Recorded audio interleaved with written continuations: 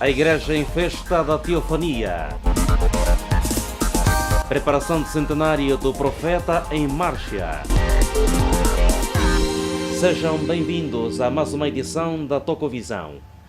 Hoje todos os caminhos vão dar ao Santuário de Catete, palco das comemorações dos 82 anos da Teofania aos angolanos. Foi no ano de 1935, na madrugada do dia 17 de abril, que aconteceu o encontro histórico e memorável entre o Altíssimo Deus e o profeta Simão Gonçalves Tocco, na localidade de Catete, município de Colo Ibengo, província de Luanda. Em conferência de imprensa, o líder espiritual abordou a importância da teofania no contexto e simbologia religiosa, espiritual e cultural. Este efeméride, este evento, que agora vai na sua 17ª edição, simboliza, marca e recorda o acontecimento vivido há 82 anos, isto é, a teofania aos angolanos, em especial aos toquistas, que acontece no dia 17 de abril de 1935, na altura ainda o jovem Simão, com 17 anos, a caminho de Caconda, e foi necessário, e também foi o plano de Deus, que por imperativo de trabalho se permanecesse em Catete durante alguns dias. No terceiro dia, quase no último dia antes da partida, é quando às 4 horas de manhã, sentindo necessidades e ao sair fora, dando alguns passos, houve este grande acontecimento, o clarão que aparece naquele arbusto que muitos conhecem, e no meio do clarão surge um jovem que aparentava ter entre 25 a 35 anos, e que aquele clarão fez com que o dirigente dos toquistas hoje pudesse sentisse um pouco de medo, e ao mesmo tempo no clarão veio a voz que diz: Simão, Simão, tu me conheces? Então, a partir dali, respondendo: sim, te conheço, tu és o nosso Senhor Jesus Cristo. E ele disse: não, eu não sou Cristo, eu sou o Pai. Mas agora, escuta o que vou te dizer. Hei de colocar algo em ti que nem o mundo, nem tu próprio has de entender. Tenho tomado conhecimento de muitas coisas que acompanho de perto que estão a acontecer no mundo, mas saiba que isso que eu coloco em ti, nem tu próprio, nem o mundo há de entender. Depois dessas palavras surgiu a curiosidade para perguntar se qual seria a coisa, mas mesmo com a insistência ele nada explicou. Primeiro, parecia ser o administrador do posto, porque tinha a roupa de caqui que os antigos administradores do conselho vestiam, mas depois destas palavras, o dirigente dos toquistas hoje tomou conhecimento de que, na verdade, não era o administrador, e assim surgiu estas palavras que primeiramente já anunciei. A partir dali, 35, 36, 37, 38, o hoje dirigente dos toquistas regressa para o norte, por ter terminado a formação liceal aqui no Liceu Salvador Correia de Sá, por não ter mais dinheiro para continuar os estudos na Europa, como os outros tiveram essa sorte. Então regressa para o norte, em Quibocolo, e aí começa a exercer a função de professor. Em 38 é transferido para o Bembe, na missão do Bembe, missão batista do Bembe, 38, 39, 40, 41 e 42, quando também surge desavenças com os missionários, e assim o dirigente dos toquistas achou bem dirigir uma carta aberta aos missionários naquela altura, em 42, no tempo de férias, para primeiro apresentar as questões que afligiam a alma, tendo em conta a formação que eu tinha era igual à formação que os outros missionários vindos da Europa também tinham, mas que em termos de salário havia uma diferença substancial. E nesta reclamação houve então esta carta que contém muitas coisas que agora não vou poder mencionar todas, mas sobretudo reclamando as condições. Dizia que agora vou me dirigir para um outro território à procura de melhores condições de vida e aí, se calhar, poder ter as condições para realizar o casamento, porque agora ainda não sou casado, mas o que eu ganho não serve nem para comprar a própria comida. E amanhã, quando casar, como será? Minha vida será, de facto, uma vida muito difícil. Meus filhos serão amanhã zombados por ter um pai que se formou, mas que não consegue dar de comer, de vestir aos seus filhos. Foi nesses termos que a carta foi escrita e dirigida aos missionários e, no fim, houve a despedida e dirigindo-nos para o Congo Democrático, passando pelo Noque, Matadi até Kinshasa, até que em 43, dia 5 de abril, formo o coro de Kibokolo com 12 rapazes, este coro que cresceu rapidamente e em 1946, no mês de julho, este coro foi convidado a participar de uma grande conferência internacional missionária que se realizou em Kalina, Leopoldville, na altura, uma conferência que teve como pano de fundo a análise da situação africana, sobretudo para criar mecanismos, projetos, como o Evangelho podia, de facto, ser expandido de forma rápida e consistente em África, mas também sobre a educação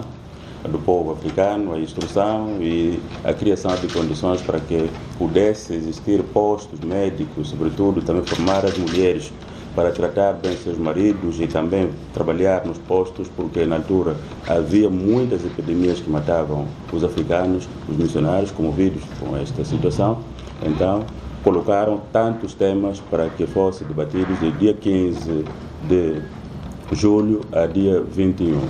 Então, é ali onde, no terceiro dia, os missionários solicitam entre os africanos nativos para que pudessem dirigir uma petição a Deus para apresentar os problemas que afligiam a África, mas diziam eles de que aquela oração tinha de ser feita pelos próprios africanos, não pelos missionários europeus ou americanos, conforme existiam na altura. Então, graças a Deus, esta escolha recai aos 3 angolanos. Primeiro, o reverendo Gaspar Adão de Almeida. Segundo, o reverendo José Chula Chipenda. O terceiro, o Simão Gonçalo Estoco, na altura o mestre do coro, o maestro. E, dirigindo as orações, o primeiro vai pedir, segundo a instrução dos missionários, que pedisse apenas a instrução, a educação dos povos africanos, porque com a instrução e a educação, os africanos iriam conseguir, de facto, realizar aquilo que era difícil. O reverendo Gaspar Adão de Almeida, conhece bem, metodista, fez esta petição. A seguir, o reverendo José Chula Chipenda, do sul de Angola, também conhece bem o nome, tem filhos até hoje, que ainda são pastores e reverendos, dirigiu também esta petição, pedindo a Deus que o negro, o africano, tivesse economia, como também os europeus, os americanos já tinham. E pediu esta petição e, no fim, o reverendo Tucker e o reverendo Brecher disseram: Simão, você apenas deve pedir o Espírito Santo. Se tu não pedir o Espírito Santo, tudo quanto os teus irmãos que antecederam pediram não vai acontecer, mas é com a força do Espírito Santo que isso poderá acontecer. Então, dirigi a oração, pedindo o Espírito Santo durante 3 minutos. Terminada a oração, então, no fim, para além do hino que já tínhamos apresentado, que continha elementos muito importantes, segundo a análise dos missionários, diziam que continha um tom político muito alto, mas também a própria oração foi contestada no fim. O hino foi contestado, a oração foi contestada, procuraram saber se aquele hino que tinha mandado entoar, onde que tinha tirado. Busquei o hinário para testificar o hino, número 295, E foi confirmado o hino, que estava no inário de facto, mas eles queriam que nós cantássemos o hino que dizia: ó Mestre, mostra-nos o caminho dos céus, porque não conhecemos. Então, em contradição, para contrariar os missionários, nós cantamos o hino Vena e Azul de Envolva-me. Significa dizer que há um céu pacífico, onde existe, de facto, seres celestiais, que são os anjos, que não têm nem pecado nem medo.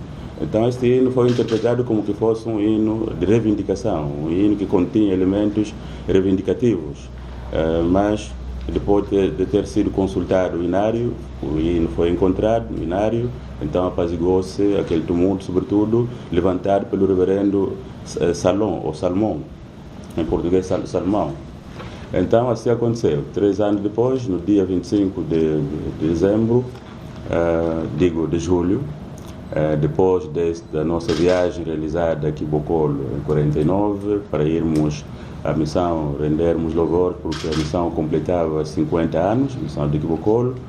Com o nosso coro dirigimos-nos para Quibocolo no mês de julho. No regresso, achamos bem realizar um encontro para podermos agradecer a Deus, primeiro pela viagem realizada, mas também solicitarmos a Deus se de facto a oração feita em 46 tinha sido ouvida ou não.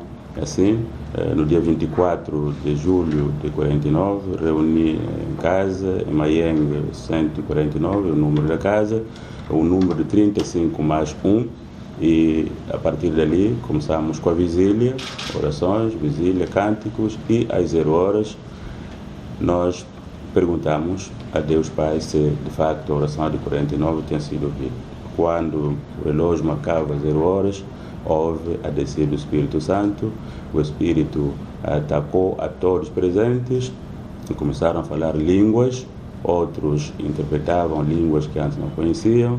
Alguns ainda com o dedo bloqueavam as paredes e telefonavam a distância de 5, 10 e 20 quilômetros, telefonando a pessoas que estavam a distância desses quilômetros que eu já citei, e imediatamente apareciam.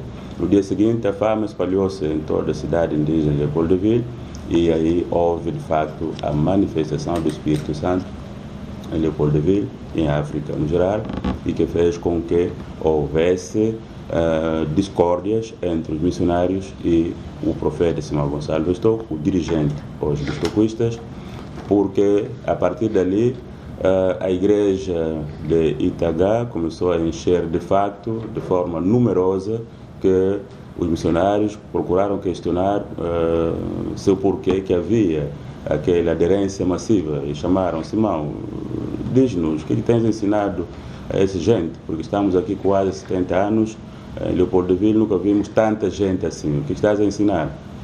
Respondi-lhe de que ensinava-lhes a Bíblia Sagrada e, sobretudo, alguns livros que recebia de Canadá, dos Estados Unidos da América, que falam da Bíblia, que interpretam a Bíblia. Disseram: vai buscar os livros para vermos. Apresentando os livros, viram, disseram: não, esses livros falam de política, falam da libertação do povo de Israel, e se as autoridades tomarem conhecimento, Simão, serás acusado. Melhor é deixar de ensinar, ou então lê sozinho, não ensina mais. Mas persisti ensinando os meus irmãos, e isto fez com que houve discórdia entre os missionários e nós, e no fim decretaram no dia 9 de setembro de 49 a nossa expulsão da Igreja Batista. A partir dali nasce o toquismo. Depois da nossa ida dessa igreja, designaram de todos que seguiram Simão Tocco, de toquistas, para que pudéssemos diferenciar entre nós e os crentes batistas. A partir dali surgiu o toquismo, começou a ser perseguido. Dia 22 de outubro houve a primeira prisão, decretada pelas autoridades belgas, porque os missionários apresentavam queixas sempre às autoridades belgas para que pudessem reter aquele movimento. Mas como não tinham provas como, de facto, aprisionar a pessoa, como deter, procuraram até que encontrasse algo de facto palpável que pudesse ser como prova material para justificar a prisão. E nesse dia, infeliz ou felizmente, o ancião Voama Garcia, atacado pelo Espírito Santo, andando ele pelas ruas, encontra-se com uma menina que vestia de joias, miçanga no pescoço. Naquela altura o Espírito Santo não gostava desse tipo de coisas, então arranca-lhe esta miçanga e a menina corre na casa da sua mãe, a mamã Luísa Kumbundo, e esta mãe foi apresentar a queixa às autoridades belgas e aí disseram, ok, agora chegou o momento, a prova de facto de que esses gente são perturbadores da ordem pública e devem ser detidos. Assim decretaram a prisão dia 22 de outubro, às 15 horas e cerca de 30 minutos, a polícia dirigiu-se em casa e aí então houve a prisão. E dali para diante, os toquistas tomaram conhecimento de que o dirigente foi preso e começaram a correr todos para se entregarem às cadeias. Em pouco tempo, a cadeia de Ndolo, que era a cadeia principal, que eu também quero aqui clarificar bem, uns dizem que Filtra, não, a cadeia principal onde fomos levados era Ndolo, mas depois de Ndolo estar muito cheio, acharam bem levar alguns para a cadeia de Filtra. E em pouco tempo já não havia espaço nem na cadeia de Ndolo, nem de Filtra, porque as pessoas corriam de facto em massa para que fossem presos, como também o dirigente dele estava sendo preso.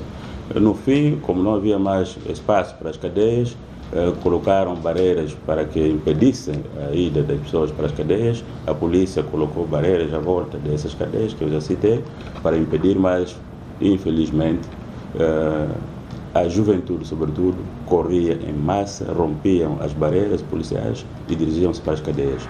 Em pouco tempo, o número subiu consideravelmente. Aí decretou-se a prisão até dia 8 de dezembro de 49, quando o governo português, digo belga, por um despacho determina a nossa expulsão do território congolês, porque se tomaram conhecimento através da segurança belga e da segurança portuguesa de que Simão Toco é angolano, estudou em Quibocolo, estudou Liceu São Salvador Correia de Sá, em Luanda. Então aí procuraram nos enviar para a nossa terra para que aqui fôssemos de facto tratados em conformidade aquilo que eles pensavam. A partir dali começou o nosso calvário, mas mesmo assim, graças a Deus Pai, a obra persistiu. Estou a fazer, digamos assim, simplesmente alguma súmula para dar a entender o que é a Igreja Toquista, onde passou, porque hoje não é o dia da história completa, mas tem que iniciar no princípio para chegarmos onde estamos. A igreja multiplicou-se, expandiu-se, porque os colonos portugueses, depois de terem nos recebido, pensaram em criar aquela política de dividir para acabar com o movimento, para enfraquecer o toquismo.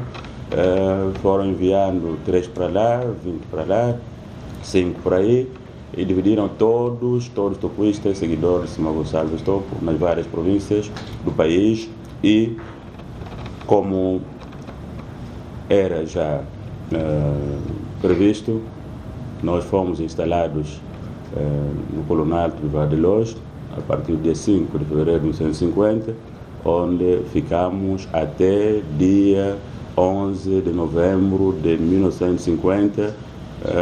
Acharam bem destirar-nos para o sul de Angola, porque as aldeias vizinhas também estavam a ser completamente contaminadas. As pessoas, embora impedidas de não ir ter conosco, mas iam à noite e a partir dali aprendiam e começaram também a ser toquistas. Essas conversões obrigaram o governo colonial a destirar os dirigentes dos toquistas para o sul de Angola, Caconda, na comuna de Uaba, para trabalhar na agricultura, para trabalhar nos vários serviços forçados, como partir pedras, queimar cal, Caconda, partir do Uaba, Jau, Chibia, 1955, destinado para Moçambique, atual Namibe, e até 62, que o governo colonial, através de Salazar, decidiu que devia sair do sul de Angola,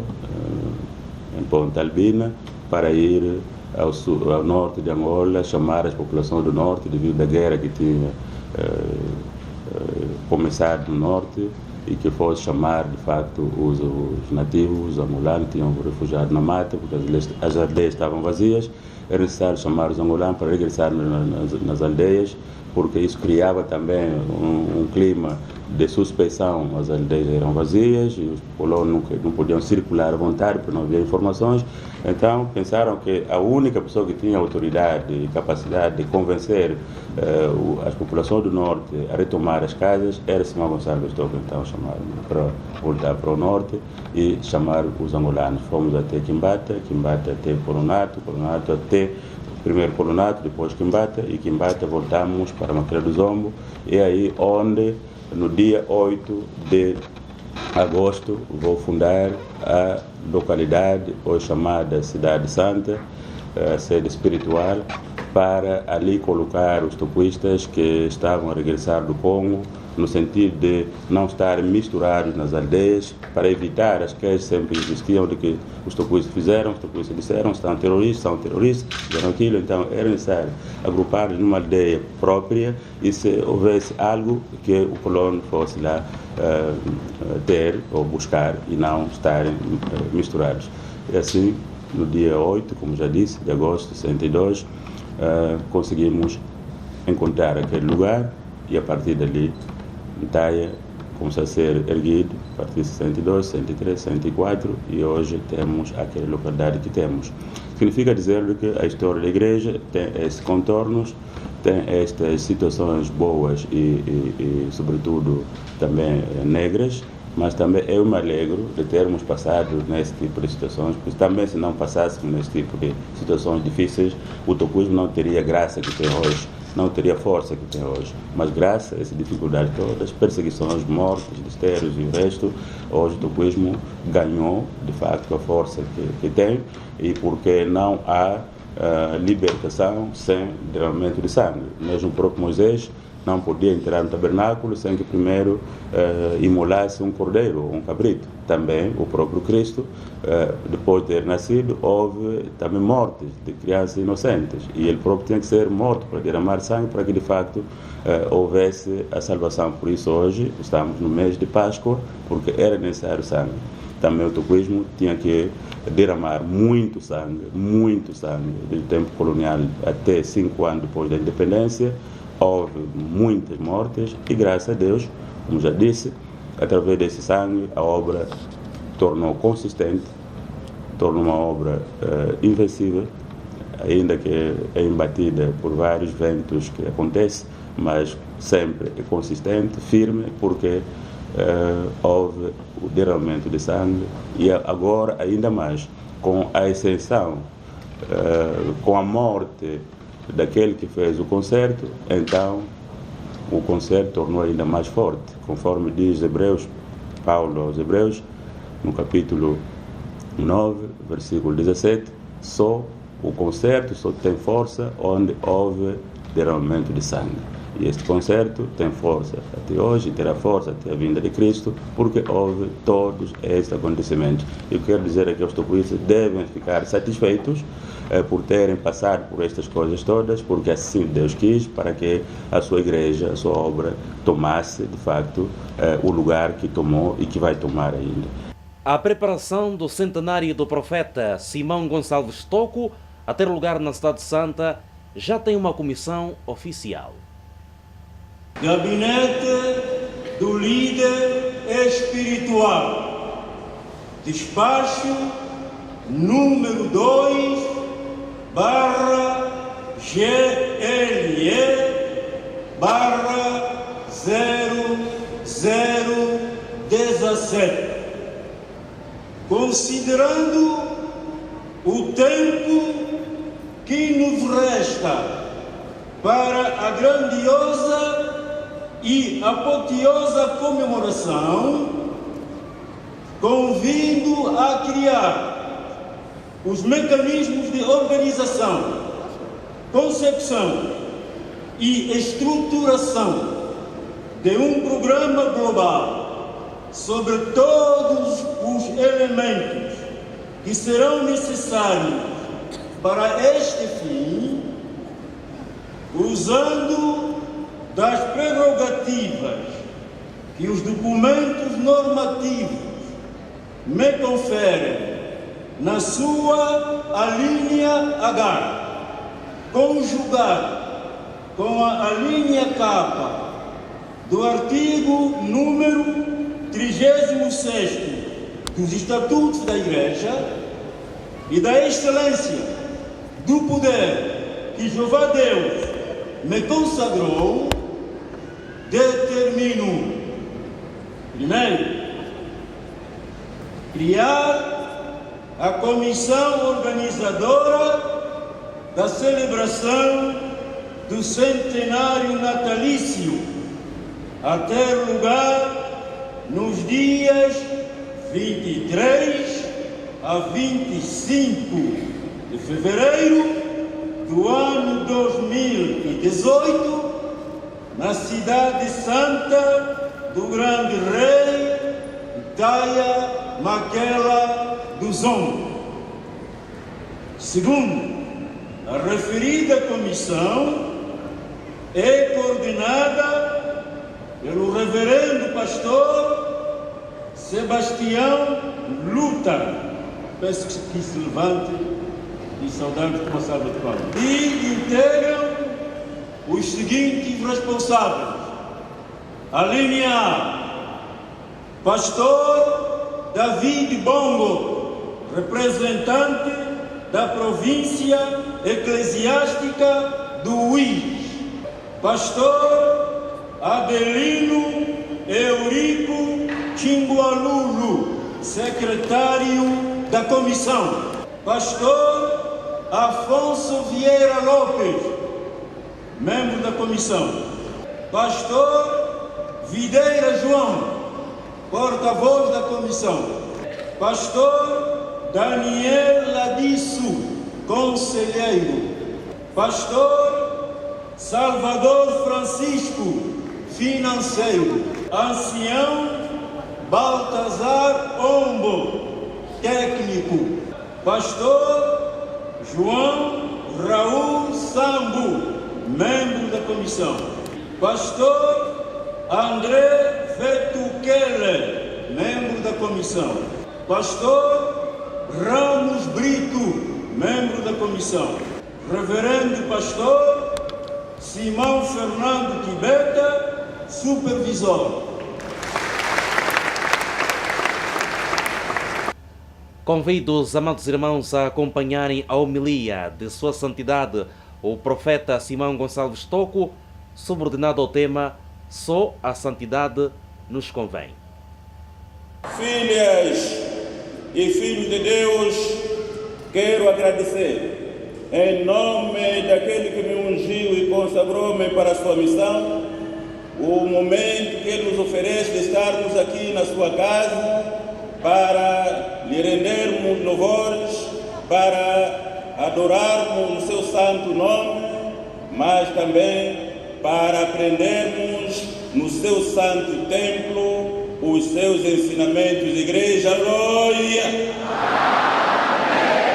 Assim, minhas queridas e meus queridos, estamos num mês muito importante em que estamos a viver a Páscoa, mas também a viver a teofania que aconteceu há 82 anos. Na semana passada, dizia eu, de que tinham passado cerca de 1902 anos após que Cristo foi assunto nos céus. Deus voltou a visitar a África em pessoa? Em pessoa. E assim, agradecemos o Fórum Evangélico Central e continua. Eram cerca de 700, hoje só ficaram, parece, 200, 100 e tal. Alguns são cristãos e coristas momentâneos, entusiastas, que aparecem em momentos e depois desaparecem. Não. O cristão deve permanecer no seu trabalho, na sua obra. Por isso vocês são permanentes. Palma para vocês.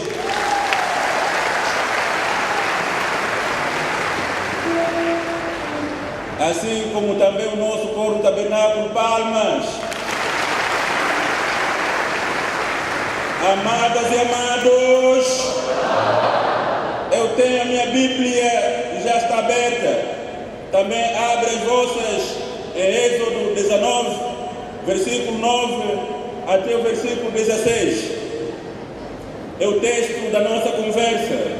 Vamos imediatamente à leitura desse texto que já anunciamos. O versículo 9 diz: Disse o Senhor a Moisés: Eis que virei a ti numa nuvem escura, para que o povo ouça quando eu falar contigo, e para que também creiam sempre em ti, porque Moisés tinha anunciado as palavras do seu povo ao Senhor. Disse também o Senhor a Moisés: Vai ao povo e purifica-o hoje e amanhã. Lavem eles as suas vestes e estejam prontos para o terceiro dia, porque no terceiro dia o Senhor, à vista de todo o povo, descerá sobre o monte Sinai. Marcarás em redor limites ao povo, dizendo: Guardai-vos de subir ao monte, nem toqueis o seu limite. Todo aquele que tocar o monte será morto. Mas, mão nenhuma tocará neste, mas será apedrejado ou flechado, quer seja animal, quer seja homem, não viverá. Quando soar longamente a buzina, então subirão ao monte. Moisés, tendo descido do monte ao povo, consagrou o povo e lavaram as suas vestes. E disse ao povo: Estai prontos ao terceiro dia, e não vos chegueis à mulher. Ao amanhecer do terceiro dia, houve trovões e relâmpagos, e uma espessa nuvem sobre o monte, e muito forte clangor de trombeta, de maneira que todo o povo que estava no arraial se estremeceu.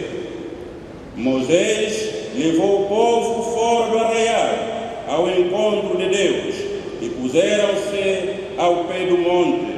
Todo o monte Sinai fumegava, porque o Senhor descera sobre ele em fogo. A sua fumaça subiu como fumaça de uma fornalha, e todo o monte tremia grandemente. E o clangor da trombeta ia aumentando cada vez mais. Moisés falava e Deus lhe respondia no trovão. Amém. Oremos. Glorioso e santíssimo Deus Pai, levantamos nossos olhos para os altos para pedirmos nesta hora a tua ajuda, para que venha e aposta-se no coração de todos e todas que vieram aqui nesse dia, no seu santo templo, para te adorarem, mas também para aprenderem de ti as suas vontades, para aprenderem de ti as suas leis, para aprenderem de ti os seus mandamentos. Por isso, abre o coração de todos para que seja como uma terra fértil, onde esta semente será lançada e que venha a brotar e que dê frutos, uma por 100, uma por milhares e centenas de milhares. E pedimos que assim seja. Igreja, aleluia! Amadas e amados, aleluia! Amados, nós somos o povo eleito, não por merecimento nosso, mas por amor e vontade própria de Deus e da sua omnisciência, que o levou a buscar um povo que antes não era povo, um povo sem esperança e sem Deus no mundo. conforme nos conta Paulo, apóstolo do Senhor, nosso modelo, na sua carta à igreja de Efésios, capítulo 2, versículo 11 a 13. É isso que nós éramos, sem Deus, sem herança, chamados gentios, em outras palavras mais simples, matumbos. A história de Israel é a nossa história.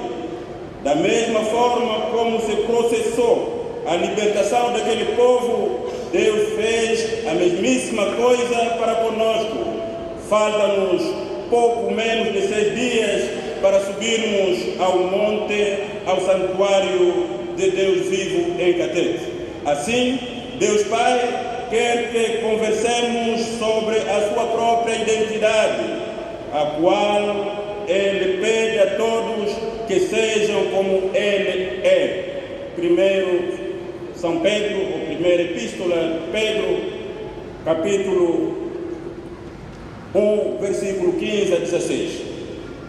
Por isso, o tema que Ele quer que conversemos hoje é: só a santidade nos convém. Só a santidade nos convém. Este é o tema de hoje. Amados, amados, amados, sei que estão preocupados em escrever o tema, não é? O tema é: só a santidade nos convém. E é muito bom quando a igreja está preocupada em apontar, em anotar os temas e os textos. Significa dizer de que sairemos todos bem ensinados, todos sairemos de fato segundo a vontade de Deus. Igreja, aleluia. Amados, Deus chamou o seu povo a sair do Egito, usando a mão de Moisés, seu servo. Por intermédio de Moisés, Ele os fez sair, sem precondições, apenas cumprindo a sua promessa feita a seu amigo Abraão, patriarca do povo hebreu, conforme narra Moisés no seu primeiro livro, Gênesis, capítulo 15, versículo 13 e 14, de que eu cito: então lhe foi dito, sabe, com certeza que a tua posteridade será peregrina em terra alheia, e será reduzida à escravidão, e será afligida por 400 anos. Mas também eu julgarei a gente a que tem de sujeitar-se, e depois sairão com grandes riquezas. Fim de citação. Assim, completado o tempo ele marcado, os tirou com grandes maravilhas e prodígios no Egito e no Mar Vermelho. Chegados ao Sinai, Deus começa a falar ao povo através do seu servo Moisés. Fala a toda a congregação do filho de Israel e diz-lhes: santos sereis, porque eu, o Senhor vosso Deus, sou. Primeiro os tira sem precondições, sem qualquer negociação, sem qualquer implicação, sem qualquer, digamos assim, lei, nem qualquer julgamento. Não havia nem lei nem nada. Mas depois de terem saído, atravessaram o Mar Vermelho, já postos no Sinai, Deus começa, disse a Moisés: fala ao povo de Israel de que devem ser santos, porque eu, o Senhor Deus deles, sou santo.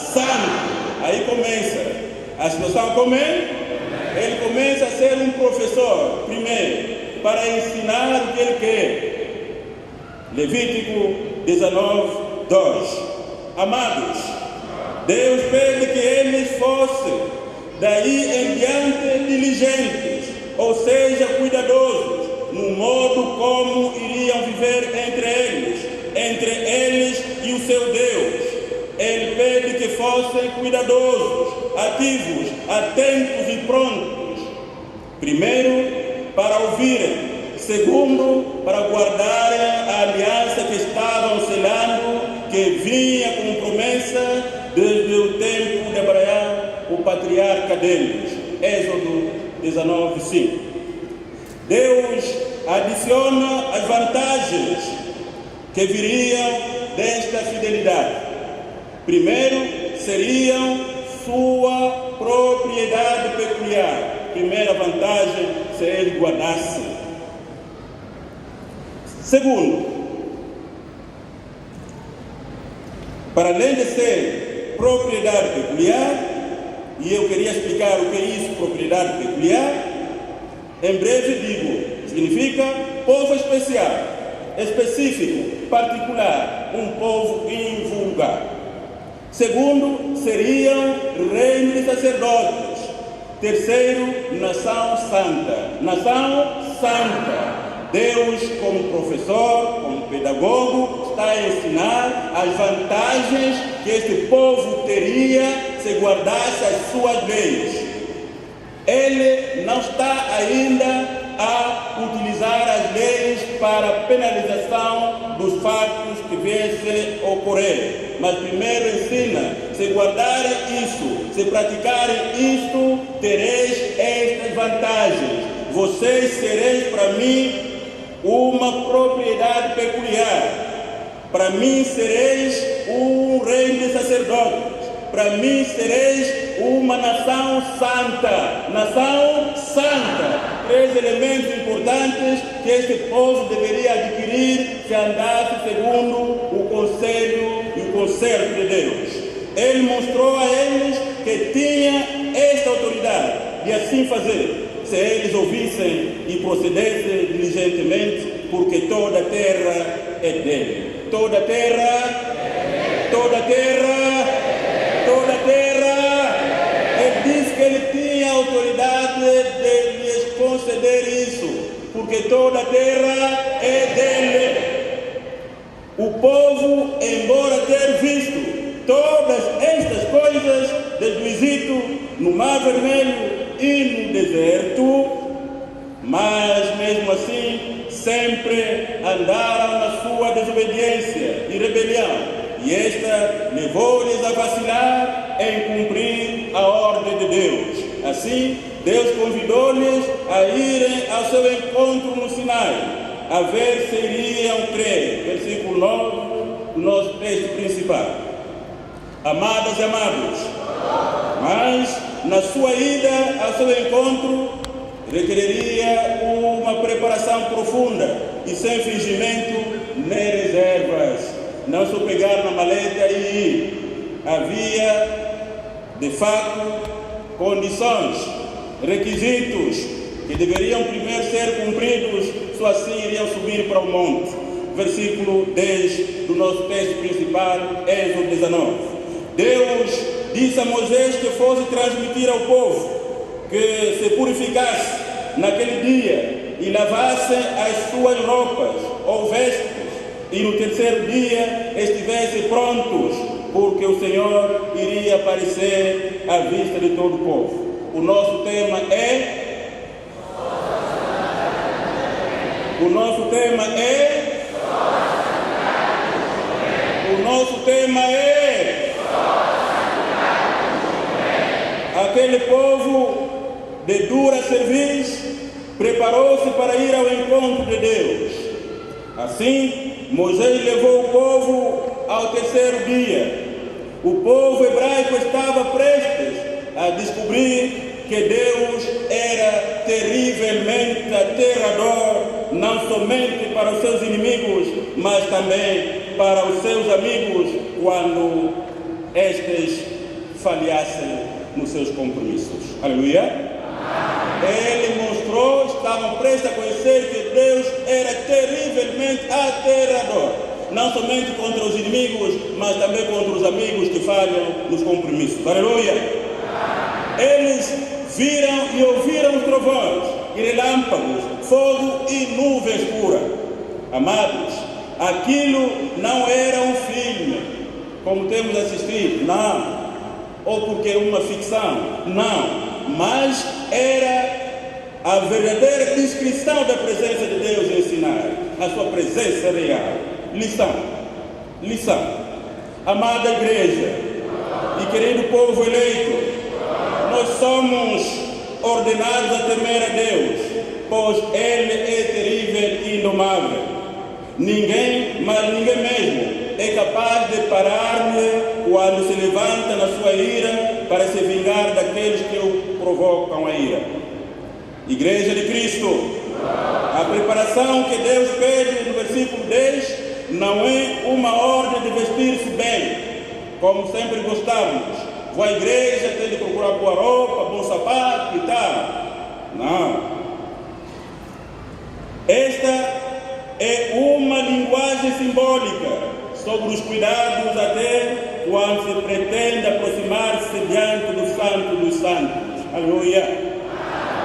Para se entender a importância da purificação e as suas implicações, Deus proíbe até homens e mulheres casados a relacionar-se sexualmente. Proíbe, durante aquele período.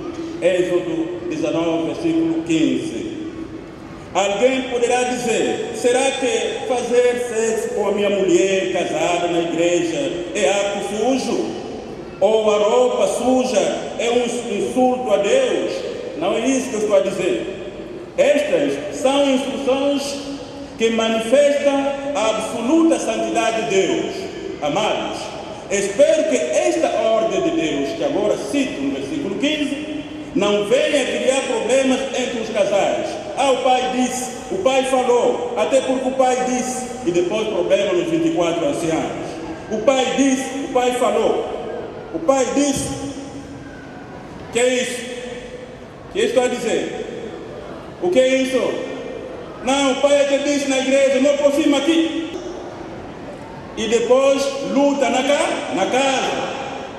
A guerra começou no quarto. Não é isso que o pai está a querer dizer. Estou sendo muito claro. Até porque Cristo não veio com véu. Moisés, quando desceu do monte, vinha com véu, para que não lhe contemplasse bem. Mas Cristo veio sem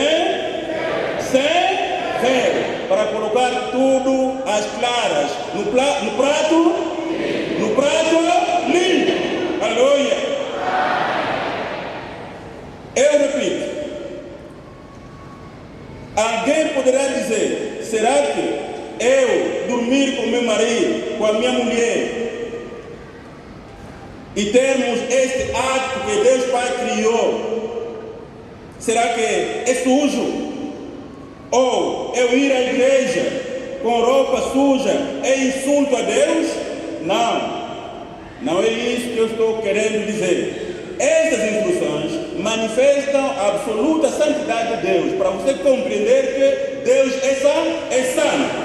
Amados, espero que esta ordem de Deus não venha criar problemas entre os casais. Nem Deus Pai, nem eu, vosso dirigente, encorajo os casais a não se relacionarem sexualmente. Não. Paulo, apóstolo do Senhor e nosso modelo, fala claro sobre esta matéria. E as Escrituras estão bem claras sobre como se abster e quando se abster desta prática, isto é, somente em caso de oração, conforme Paulo, apóstolo do Senhor e nosso modelo, escreve à igreja de Coríntios, na primeira carta, capítulo 7, versículo 3 ao versículo 6. Igreja de Cristo, digo isso porque o matrimônio é algo sagrado. E no matrimônio, cada cônjuge pertence ao seu parceiro, ao outro. Assim, meus queridos, entre casais, Deus exige esta abstinência para se ir ao encontro dele. E você que não é casado, o que deve fazer enquanto te diriges ao santuário? Se aos casados que são autorizados a viver assim, Deus está a dizer, neste período, deve dedicar-se em oração. E você que não é casado, como está se preparando ao dirigir-se ao santuário? Muitos partem daqui para ir ao santuário, não é para ir adorar, mas sim para ir cumprir promessas que não estão nada no plano de Deus, que irritam a Deus. Mamães e papais combinam, pois o lugar de encontro é Catete, onde vai haver muita gente, ali mesmo, como é 12 dias, vamos estar lá para conversar, para dizermos, para fazermos. Jovens e tal, combinam e dizem que o lugar de encontro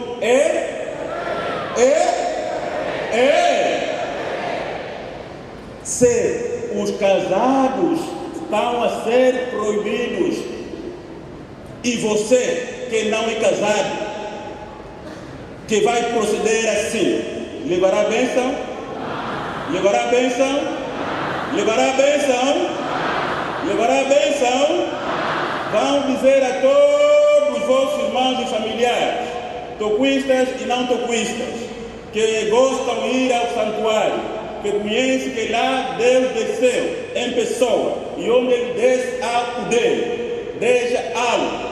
Digam a eles que devem subir a Catete com consciência, com a consciência, com a consciência, com a consciência, com a consciência limpa e pura, a partir dos mais velhos até a última criança, de consciência pura. Ninguém vai lá com propósitos contrários àquele que vai nos levar. Qual é o propósito que vai nos levar a Catete? Qual é o propósito? Adorar, agradecer, pedir. Se são estes propósitos mais nobres que vão nos levar ao santuário, então, agora mesmo, devemos nos despir de toda consciência contaminada para fazermos uma viagem boa, para que a vossa adoração seja aceita e voltarem às vossas terras todos abençoados e completos. E completos? E completos. E completos? E completos. Aleluia! Igreja, aleluia! Não quero ver lá, nem ouvir lá, porque o fulano ou roubou, ou estava com a mana fulana, ou com o mano fulano, e até porque proibido, proibido. Toda a gente vai adorar, vai pedir, vai agradecer, e cada um tem de ir de consciência, de consciência. Igreja de Cristo, aleluia. Amados, embora não o vemos com os nossos olhos físicos, mas saibas que Deus não abandonou a terra por onde Ele já visitou em pessoa. Ele está e estará com o seu povo eleito naquele lugar.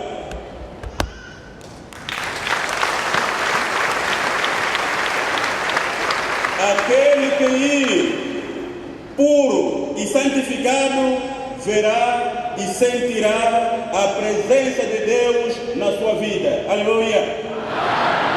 Mas como não me comandou aqui.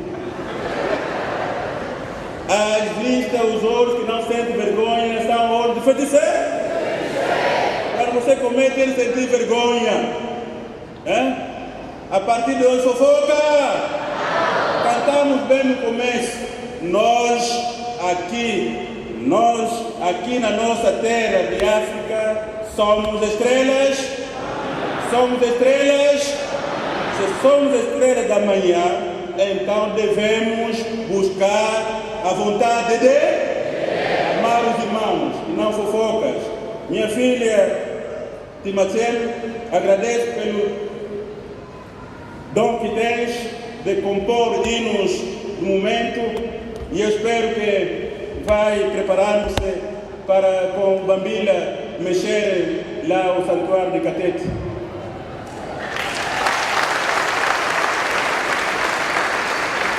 Igreja, aleluia!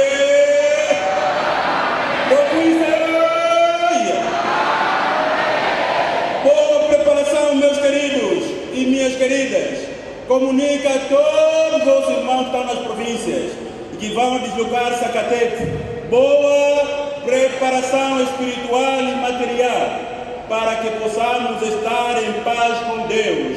Em paz com Deus. Aleluia! Igreja, aleluia!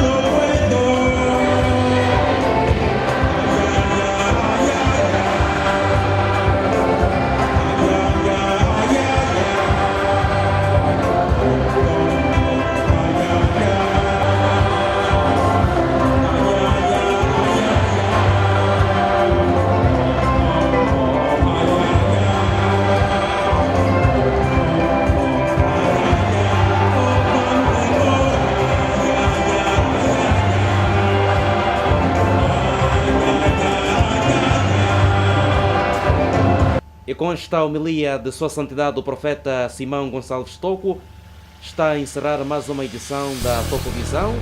Nós desejamos muito bom dia, bom culto no Santuário da Catete.